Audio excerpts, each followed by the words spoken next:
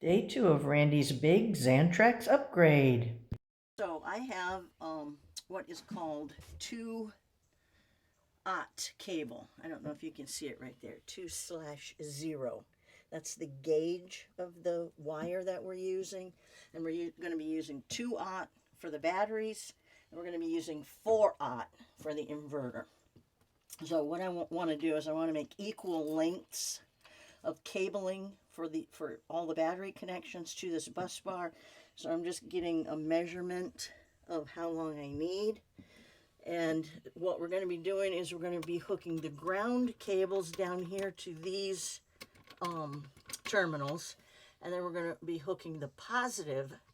Each battery will get its own fuse. And these are 150 amp fuses because these batteries put out a maximum of 150 amps.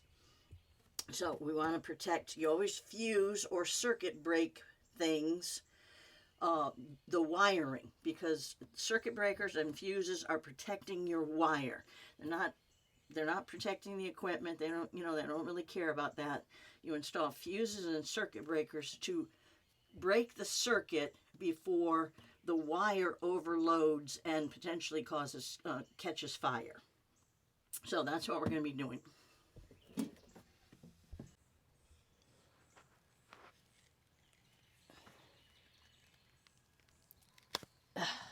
Okay, all right, so basically I use these cable cutters to go around and cut off a piece of the covering for the cable. Then I take a 5/16 2-aught lug and I put it inside, and you want to be careful that you get all the little strands inside. You don't want any sticking out. And then I guess how I'm going to be putting my cable so I can try to turn the connector the way I believe I'm going to be using it.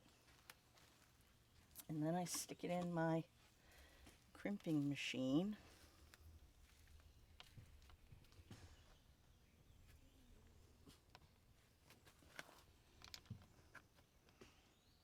And I close it a little bit to hold it, and then I push the cable in, and then I crimp it. And I get a nice crimp. And then I use some of this heat shrink covering to go over it and heat it up with my heat gun, and it makes a nice clean end like that to go on your battery terminals and your bus bar terminal. There you go. As I said, we're hooking up each battery terminal to its own position. So you always want to have the washer, the lock washer, and the bolt put your terminal on. You don't want anything, any washers, you don't want anything between the lug and the actual terminal base of the battery, where it creates resistance. And then this is going to go here.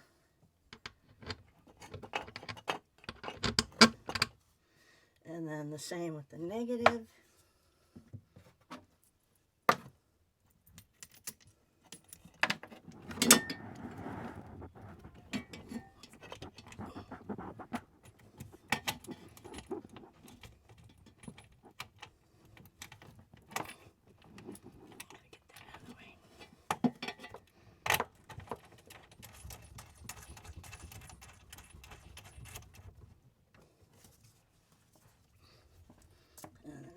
Is going to go, I'll move this, the negative is going to go down here on this terminal, and then this one is going to go on this one. So we're going to go through the same process for the next battery down here, and then I'll be hooking up a cable to the negative terminal in here and running it to this negative terminal here under the 300 amp fuse, and the positive will go from battery cable, will go from the inverter to the switch, and then from the switch to this fuse. So we're just going to go through this process of connecting everything, and we'll come back.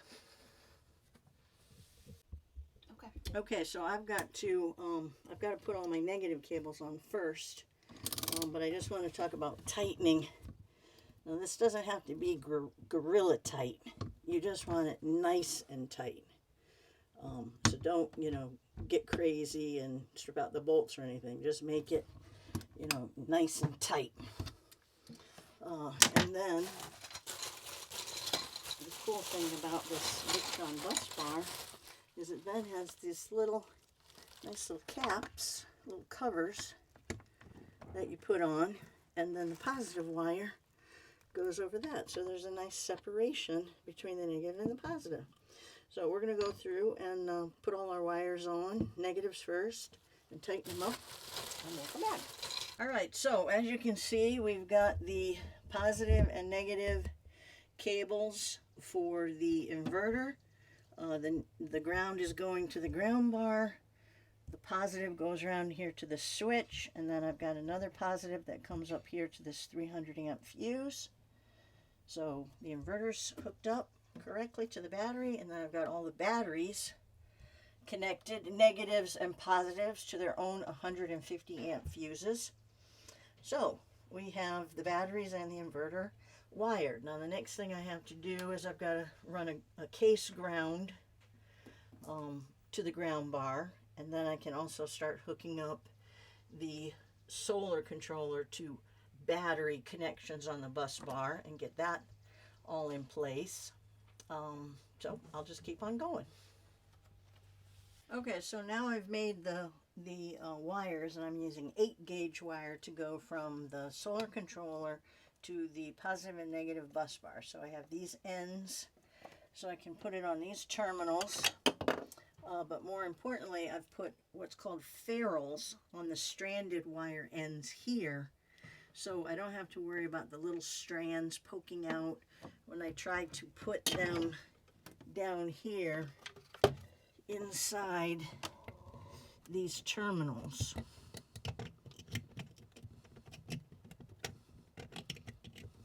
They just slide up inside. So anyway, so you get the gist. I need to get down here and feel to get it in, but these ferrules make it much easier to slide it up into the terminals from underneath the solar controller. So I'll get that hooked up and come back. All right, so now I've installed the case ground, and it's down here on its own ground bolt. Then I've installed the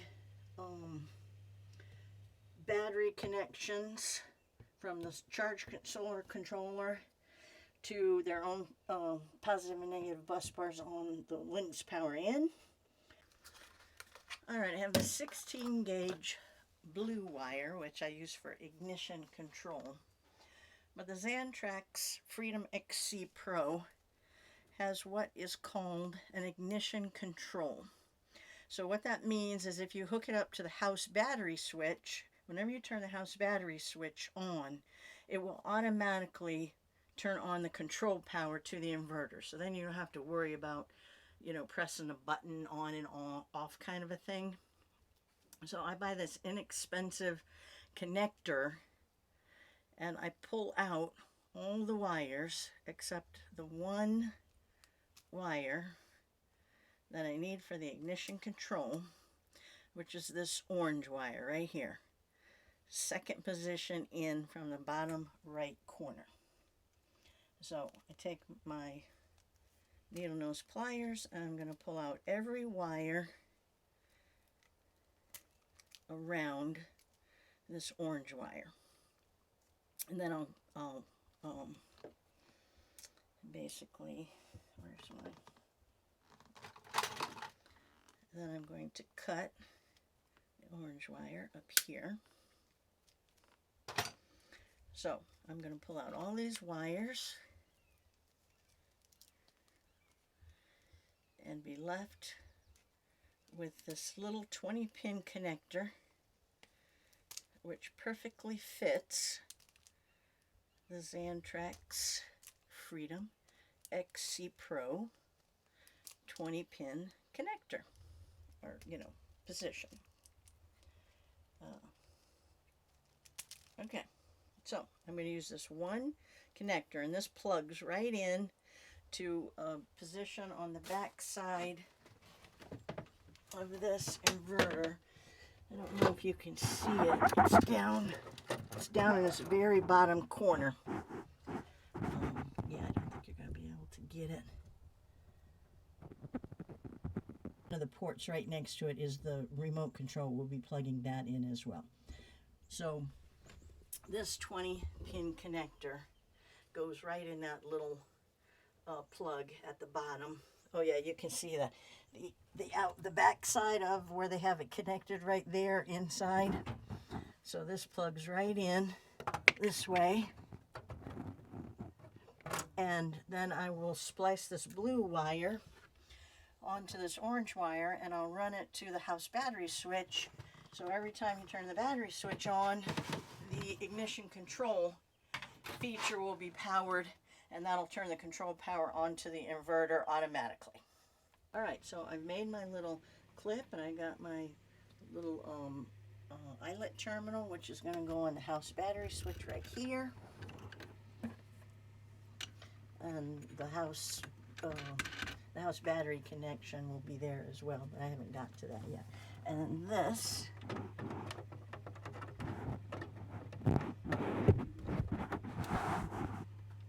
just snaps right in, and now we have ignition control. Good deal. Okay, right off the front of the trailer, here's the front of the trailer, there's a wire. It's 120 VAC wire. It's coming from the back of the coach of the trailer on the passenger side. Anyway, this comes up through the floor right in front of the inverter. So we're going to drill this area out and use this as our where we're going to do our wire run, and see how it's going to work to pull our 120 wires. And also I need to establish a ground, which I'll connect to the frame for the bus bar, Victron Links bus bar system. So I'll get on with that. Okay, this comes up right behind the breaker box. So I'm going to be drilling another hole in the area of those two lines going up, so I can pull all the new wiring we need. Drilled a hole there to start putting all the wires through it.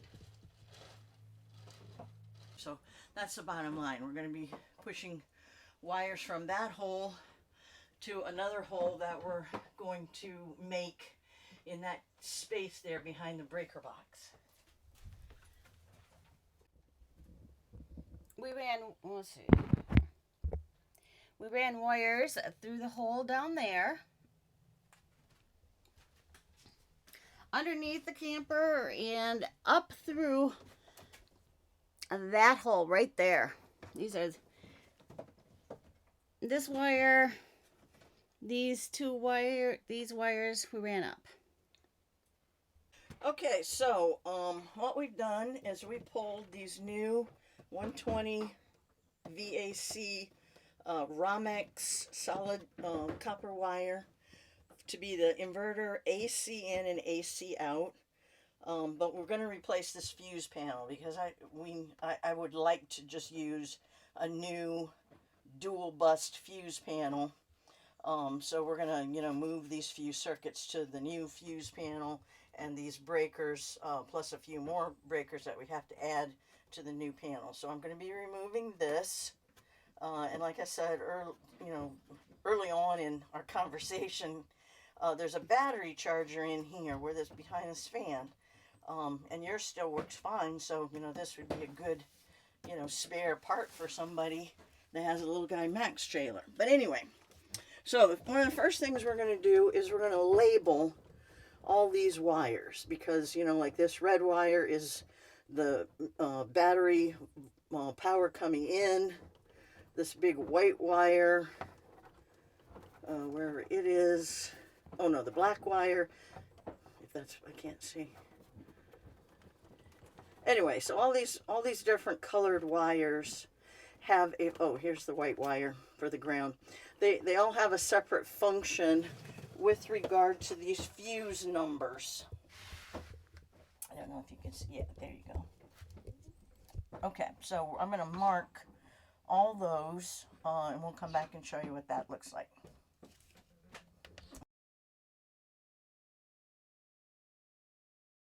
Okay, so I've got all these wires labeled. So like blue wire is circuit 3, white wire is ground, red wire is your 12 volt, brown wires are circuit 1, gray wire is circuit 2, green wire is circuit 5, yellow wire is circuit 4, blue is circuit 3. So I've got all those labeled.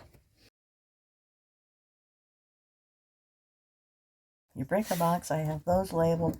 The 30 amp main, the 15 amp front rear outlet, the microwave, the air conditioner. Back here, you really can't. Okay, so the first one, 30 amp microwave, 15 amp rear outlet, 20 amp, first 20 amp is microwave, second one is air conditioner. Way back here on this 15 amp is your front outlet, and then your last circuit, the 20 amp, is the water heater. Okay, so now basically you just unsnap, you pull these down from the front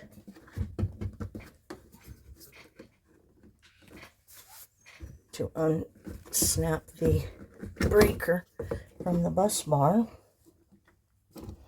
and then you unscrew the wire, and you'll unscrew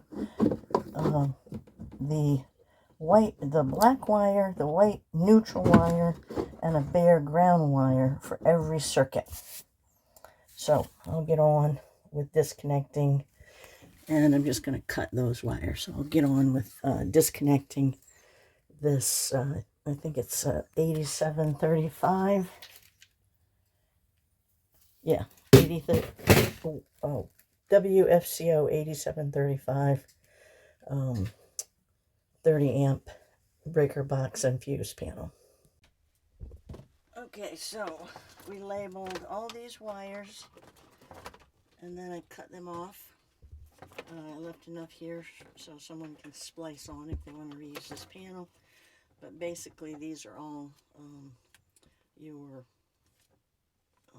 like you can see, I have them labeled circuit 5, circuit 1,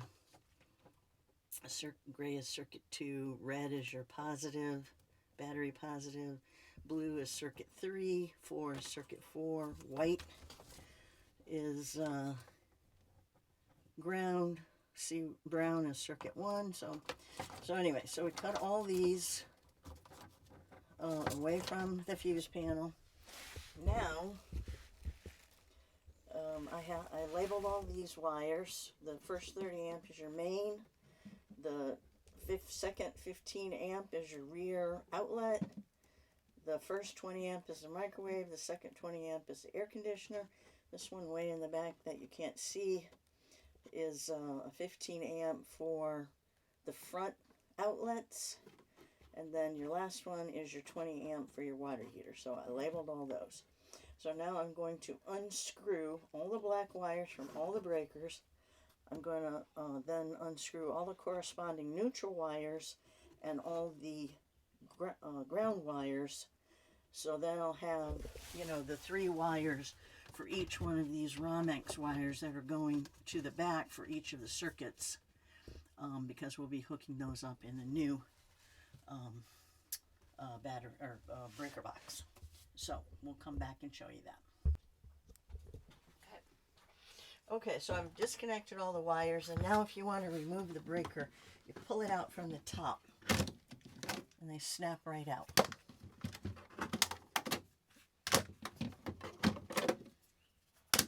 have it. It's okay.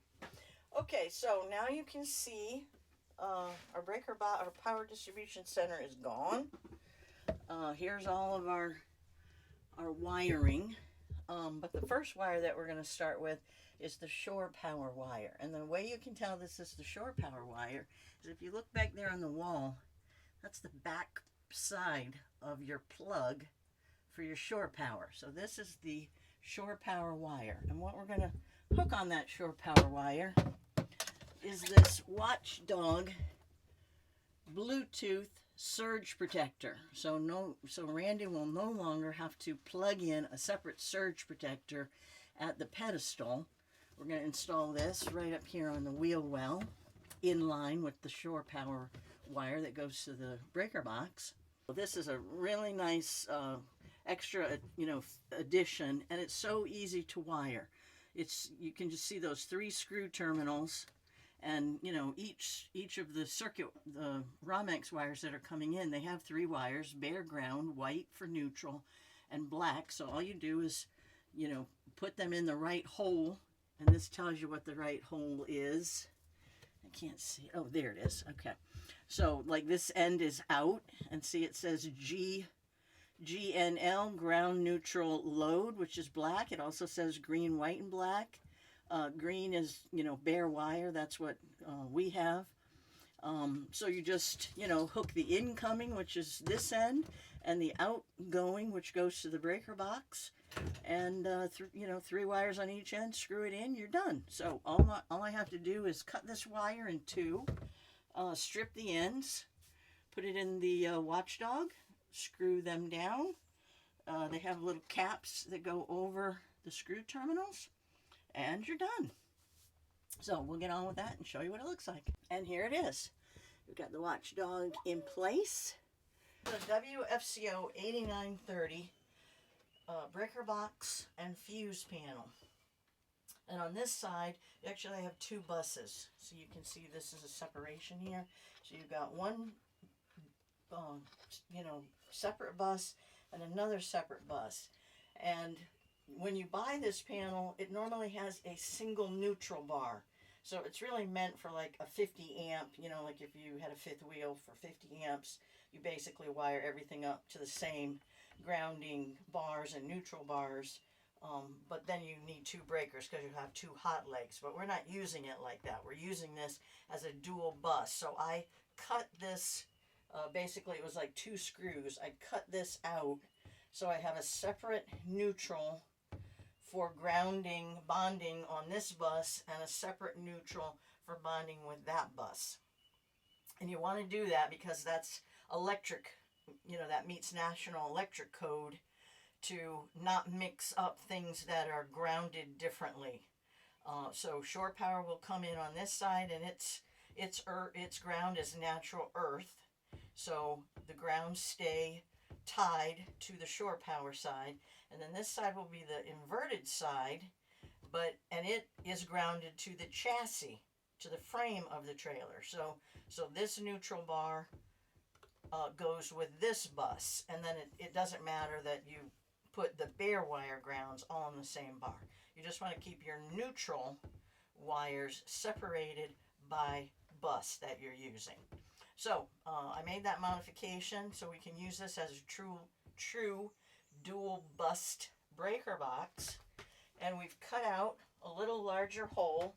We basically just had to cut like 1/2 inch across. And then here it looks like we maybe cut about 3/4 of an inch. And then this is going to fit, nicely right in there. And I'll bring the wiring through the back. I'll bring the fuses, I'll bring the fuse panel wires, through here. I'll hook the positive and the negatives up. I ran a separate 6 gauge wire that's grounded to the chassis. So I'll put it, this is a chassis ground bar, so I'm going to put it on here so I have a heavier ground for these more powerful, more circuits. So we'll get on with wiring that all up. Okay, I forgot to mention that this large white wire is also the 8-gauge wire pair. We pulled that from the battery box area to this, up through the floor to the breaker box area, because that's where we brought our solar down. Brought the solar wire down from the along the vent pipe behind the refrigerator. Anyway, but one thing I forgot to mention is that I added this 8-gauge, I added a 4-gauge ground wire to the new breaker box, so we'd have a nice heavy chassis ground for the bare metal ground wire, and it's connected to the frame and going up through the floor. And I just ground some of the paint off and put it through with a screw and then repainted it so it won't rust. But you want a nice heavy ground with that larger breaker box. 6-gauge would have been fine, but I just had an extra 4-gauge wire, so I just used it. Okay. All right, so now we've gotten the breaker box in. We've got all of our wiring back here nicely maintained. So now we have to hook up the breakers. So we have a 30 amp. What's going to go on this side is going to be the shore power bus. So I've got a 30 amp breaker for the shore power. Then I've got a 30 amp breaker for the inverter AC in. So basically this is the pickup. It takes the shore power off this breaker and puts it to the input of the inverter. And then I'm going to put the water heater, the 20 amp water heater, on the shore power bus. We're not going to run it with batteries and inverter. And then on this side, we'll be putting a 30 amp breaker on this side to power this bus, and it's going to be the inverter AC output. So it'll be the output of the inverter, and it will power this bus. So when you're on shore power, the shore power will pass through the inverter and power this bus of inverted circuits, as well as the circuits on the shore power. When shore power isn't available, then the battery and inverter will continue to power this side. And on this side, we're going to put the 30 amp inverter AC in, the 20 amp microwave, the 20 amp air conditioner, and the two 15 amp breakers for your outlets. So we'll get on with that. Here's our new Power Distribution Center. We have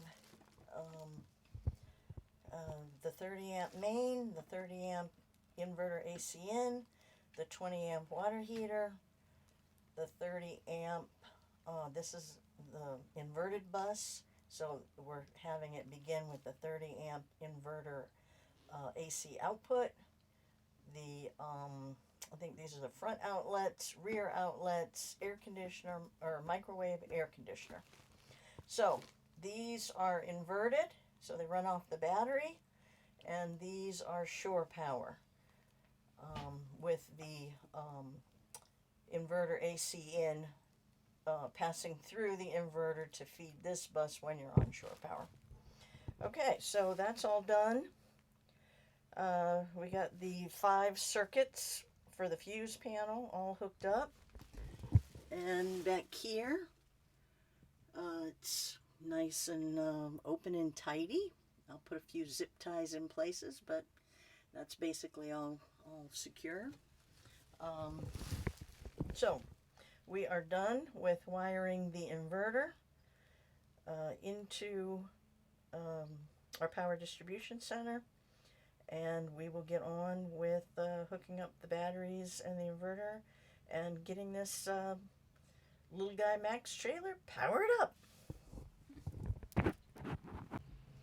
Okay, so we have our panel put on, and we have our nice cover. So this turned out very nice for, you know, this is a much higher quality Power Distribution Center. So this will serve very well for the inverter, 3000-watt inverter, and down the road, if you ever want to put in, more outlets or something, I mean, this fuse panel will make it very easy for you to add a breaker. You've got spaces here on either side where you can add more breakers for inverted circuits or short power circuits. Okay, so let's call this done. Okay, so here's the wiring coming out of the floor. And this red wire, I've got it traced past the propane tanks, and I'm using it to power the electric jack, which I repurposed this battery switch to now be the electric jack power switch. So I've got the jack connected, on the switch side, and I've got a new hot wire connected on the hot side. So now he's got a separate switch and separate power supply for his jack. And then I ran 10 gauge positive and negative wires, through this, which is a white covered cable. And you can see it going right there up into the hole into the battery box and inverter area. And then the orange cables, well, this big black cable is a 4/0 gauge wire that is a chassis frame for my Victron Lynx bus bar system. And then the orange wires are the 120 VAC Romex 10 gauge wires that are your inverter AC in and out. And then there is the phone style cord for the Xantrex remote app or remote display that we put in the place of the old Xamp solar controller. So all those wires, I used the existing chassis frame holes and ran all the wires through the holes and then across this larger area, which I'm going to be putting all this in wire loom and screwing up. But anyway, so then it runs to a hole over there and then straight into the breaker box area under the refrigerator. So I'm going to get on with putting a wire loom around this and hooking it all up nice and tidy. Okay.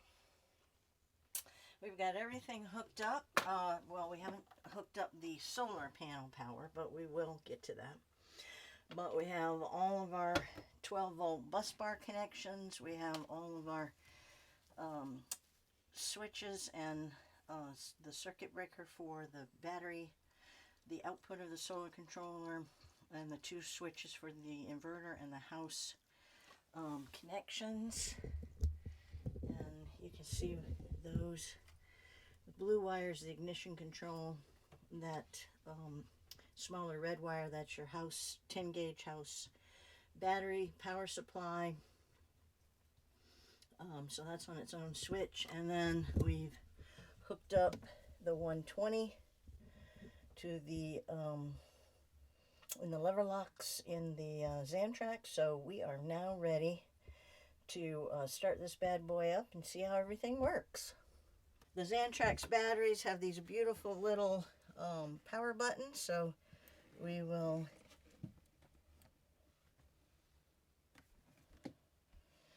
turn it on.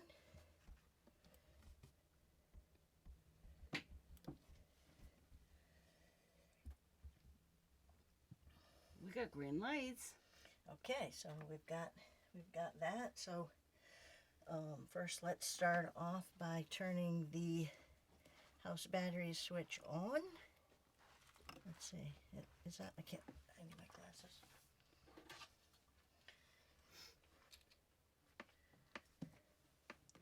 Yep.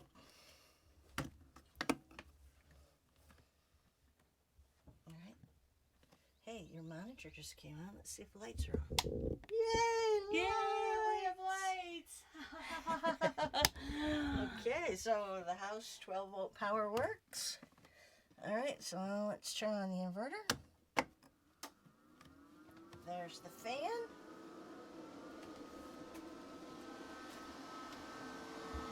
Oh, yes, that powered up The too. inverter powered up. All right, that's all it does. Okay, now. Okay. All right, so now Randy is going to turn on the air conditioner. It'll be running off battery and the 3000-watt inverter. Let's see. Woohoo! High five to you, Sandy. All right, you are officially a boondocker with air conditioning. I love it. Magical.